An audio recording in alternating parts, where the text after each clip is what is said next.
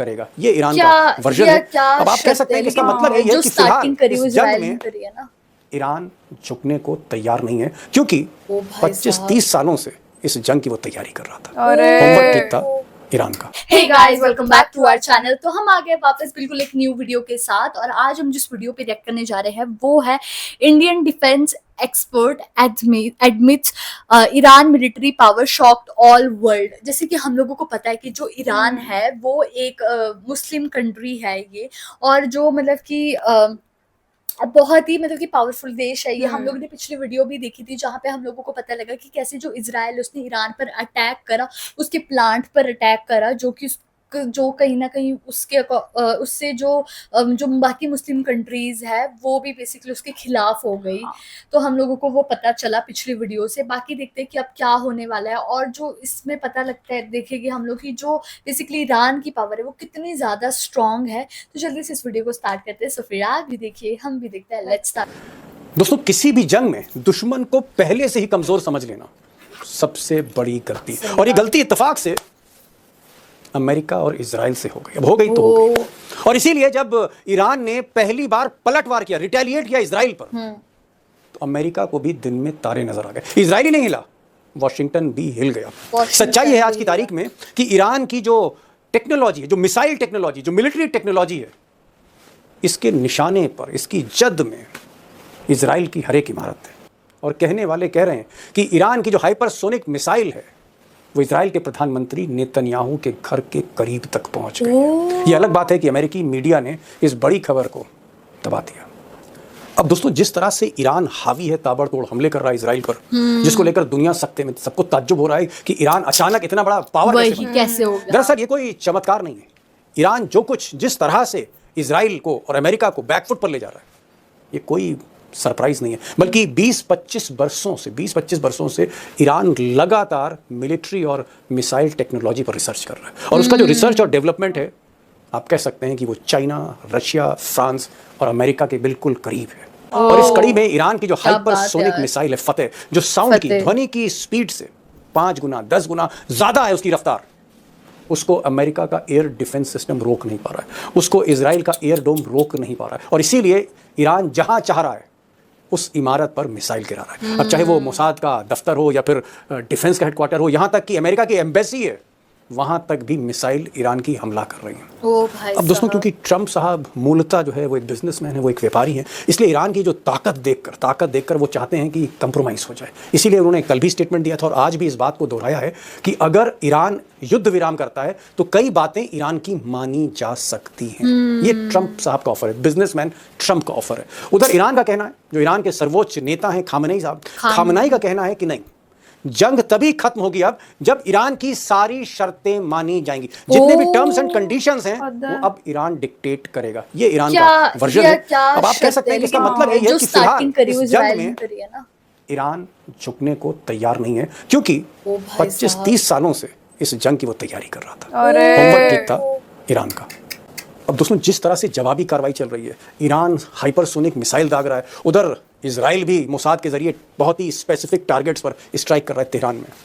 अब ये जंग किस मोड़ पर जाती है? क्या ये युद्ध महायुद्ध में तब्दील हो जाता है और कहीं ना कहीं अमेरिका, फ्रांस और ब्रिटेन इजराइल के पीछे खड़े हो जाते हैं? क्या ये युद्ध तीसरे विश्व युद्ध की तरफ मुड़ जाएगा? ये तो मैं आगे बताऊंगा, लेकिन अभी तक जो 4-5 दिन का युद्ध हमने देखा, 4-5 दिन का, उससे तीन बातें ईरान ने साबित की हैं। दुनिया को 3 बड़े मैसेज ईरान ने पहली बार दिए। नंबर 1 चीज, for the first time Iran ने यह साबित किया है कि उसकी जो मिलिट्री टेक्नोलॉजी है, खासकर हाइपरसोनिक मिसाइल, वो टेक्नोलॉजी अमेरिका, रशिया और चाइना, अगर इससे ज्यादा नहीं है तो कम भी नहीं, यानी कहीं ना कहीं ईरान अमेरिका, रशिया और चाइना के लीग में खड़ा है मिलिट्री सुपर पावर की जहां तक बात है, अपनी मिसाइल टेक्नोलॉजी के दम पे। पॉइंट नंबर 2, अभी तक ईरान की घेराबंदी सभी करते थे, अमेरिका भी, इजराइल भी, उधर कभी कभी सऊदी अरब भी, और भी बहुत सी बादशाहत थी जो ईरान की घेराबंदी करती थी। लेकिन ये जो 4-5 दिन में ताकत दिखी है ईरान की, ईरान आज की तारीख में सऊदी अरब हो या फिर यूरोप के मुहाने पर टर्की हो या बाकी मुल्क हो, इस्लामिक कंट्रीज हो, आज मिडिल ईस्ट की सबसे बड़ी ताकत के रूप में ईरान इमर्ज हो रहा है। यानी कहीं ना कहीं ईरान ने अपनी सुप्रीमेसी साबित कर दी है, और आने वाले दिनों में पूरे मिडिल ईस्ट में जो वर्ल्ड ऑर्डर है उसको तय अब ईरान करने जा रहा है। पॉइंट नंबर 3 ये है कि जंग भले ही इजराइल ने शुरू की हो, अमेरिका की शय पर शुरू की हो, सच्चाई है कि ये जंग अब ईरान ही खत्म करेगा। ओ भाई ये भी साहब, एक संदेश ईरान ने देने की कोशिश की है। यार क्यों यार, तो दो बड़े शांति। सवाल हैं और बड़े बुनियादी सवाल हैं। नंबर 1 सवाल ये है कि क्या डोनाल्ड ट्रंप, क्या अमेरिका ये जो ईरान और इजराइल का कन्फ्लिक्ट है इसको रोक पाएगा? जैसे भारत और वही पाकिस्तान के बीच में हुआ हस्तक्षेप था तो उसने किया, रोक कथित दिया था। हस्तक्षेप किया ट्रंप ने, क्या इस तरह का कोई हस्तक्षेप, क्या इस तरह का कोई ट्रूस, कोई कंप्रोमाइज आज की तारीख में ट्रंप कर पाएंगे या नहीं कर पाएंगे? वो पिछले कई दिनों से रिक्वेस्ट कर रहे हैं, ऑफर भेज रहे हैं। क्या ट्रंप की हैसियत है कि वो ईरान और इजराइल के बीच में समझौता करा दे? ये एक बड़ा सवाल है अमेरिका को लेकर। और दूसरा सवाल है जो इसी से कनेक्टेड है कि ईरान के पास गोला बारूद का, मिसाइल्स का, हाइपरसोनिक मिसाइल्स का कितना बड़ा जखीरा है? क्या 2000 मिसाइलें हैं, 5000 मिसाइलें हैं, या 10,000 से ज़्यादा मिसाइलें, या मिसाइलें उसकी फैक्ट्रीज में बन रही हैं और फैक्ट्री जो है वो ईरान के हाथ में है, आत्मनिर्भर ईरान मिसाइल के मामले में। तो ये जो जखीरा है ये कितने दिन का है? इसका मतलब ईरान कितने दिन तक इजराइल से लड़ सकता है? और अगर अमेरिका इस जंग में शामिल होता है तो भी क्या ईरान लड़ेगा और महीनों तक लड़ पाएगा? Big question.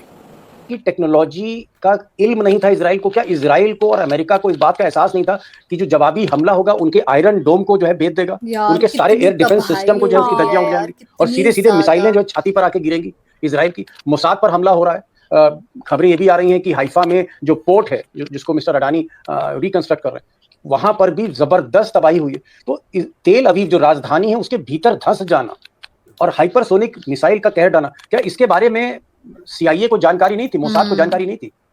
मुझे ऐसा लगता है उन्हें इल्म तो था, लेकिन शायद ये समझ रहे थे कि ईरान धमकी में आ जाएगा, ईरान जवाबी कार्रवाई नहीं करेगा, ईरान डर जाएगा। वो उनका कैलकुलेशन जो है वो गलत साबित हुआ और जिस तरह से जवाबी कार्रवाई हुई, देखिए ताज्जुब की करने की बात है, शायद दुनिया का कोई मुल्क कर सके।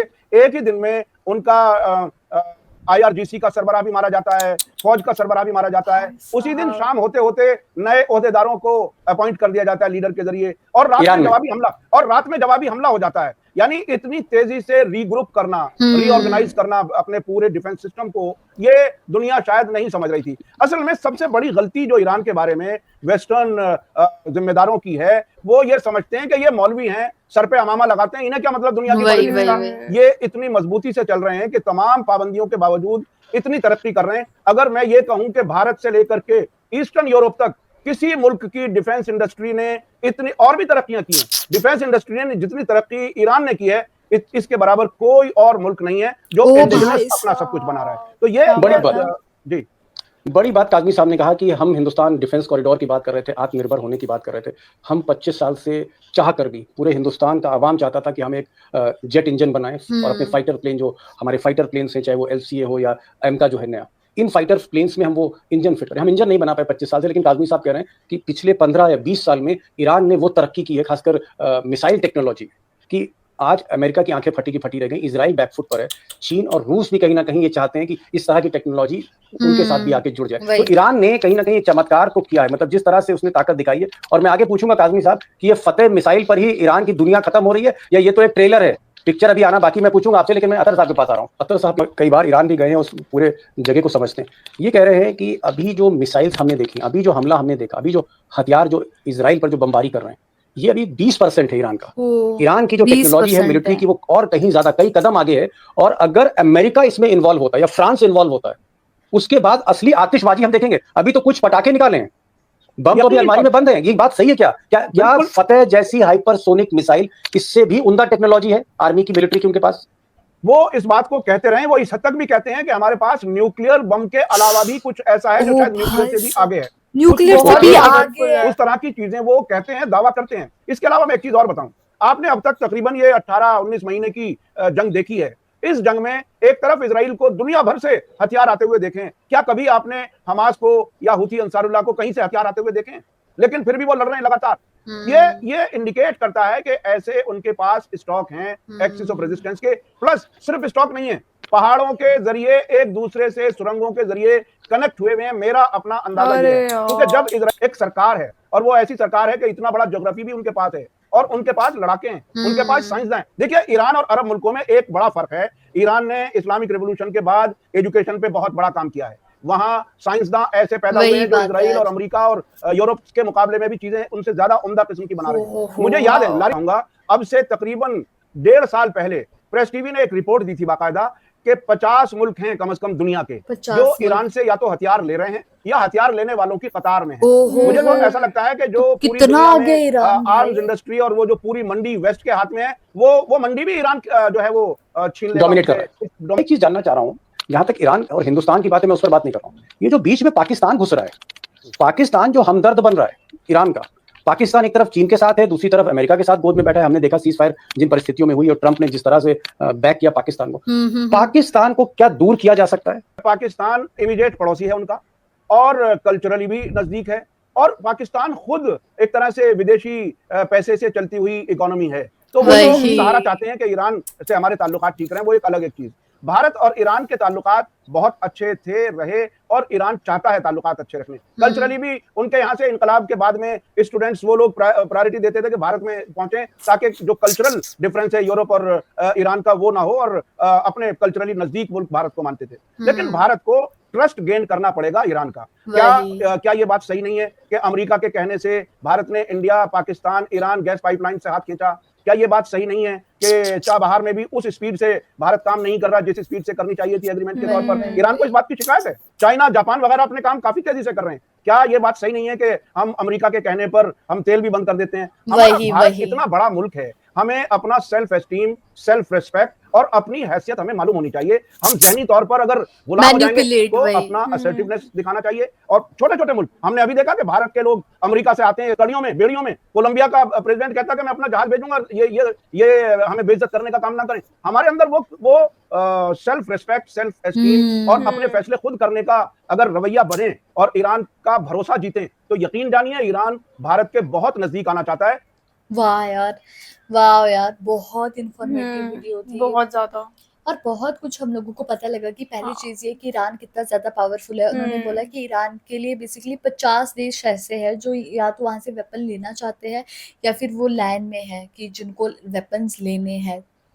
फिर उस पे बोला गया कि ऐसा भी बोल सकते हैं कि जो वेस्टर्न कंट्रीज हैं उनको कहीं ना कहीं जो डोमिनेट यही कर रही है, ईरान कर रही है, ये भी हम लोगों को पता लगा। तो काफी इंफॉर्मेटिव वीडियो थी। वही तो गाइस, यही था हमारा रिएक्शन। आप लोगों को कैसा लगा प्लीज कमेंट करके जरूर बताइएगा। अगर अच्छा लगे तो प्लीज इस वीडियो को लाइक करिए, शेयर करिए, कमेंट करिए, और अगर इस चैनल पे नहीं हो तो सब्सक्राइब करिए। बाय।